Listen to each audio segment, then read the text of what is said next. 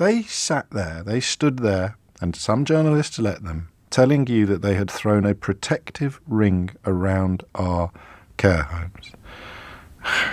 And yet they were essentially letting people with coronavirus leave hospital and move back into care homes where they would run the risk of infecting pretty much everybody in them. And the High Court judgment was sought by two grieving daughters, Dr. Kathy Gardner and Faye Harris, who both lost their fathers to the virus in care homes in the spring of 2020. Michael Gibson was 88, died on the 3rd of April. Don Harris, 89, died a month later on the 1st of May, both after outbreaks in their care homes. You'll remember that more than a quarter of all deaths among care home residents in March and April of 2020 involved COVID-19, and that is in excess of 12,500 people. All right, I lied. I am angry, actually, just then. Do you know why? Because I just remembered that he got all the big calls right.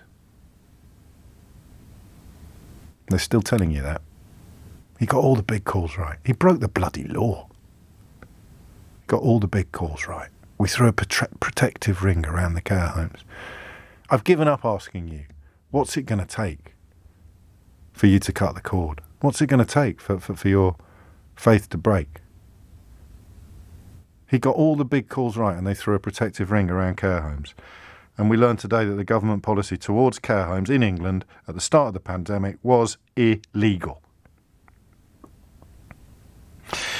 Took 22 months of a crowd-funded legal challenge to reach this stage, essentially challenging the legality of policies advanced by the Health Secretary.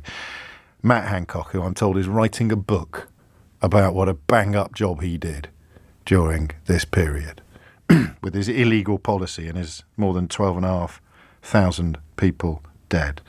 The lawyers for Gardner and Harris argued that the grieving daughters, argued in a judicial review that the government did the very opposite of the claim by the then Health Secretary, that, and I quote, "right from the start we have tried to throw a protective ring around our care homes."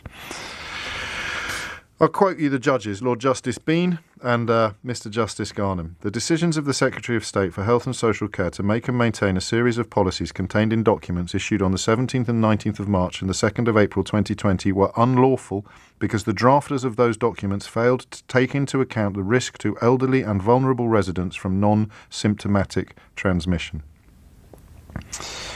This was when ministers and officials started pushing up free space in hospitals by releasing 25,000 hospital patients back into care homes without any requirement for negative tests prior to transfers. I'll say that again, no requirement for negative tests. And the daughter's argument, pretty simply, was that this failed to protect care home residents and was among the most, I quote again, egregious and devastating policy failures in the modern era.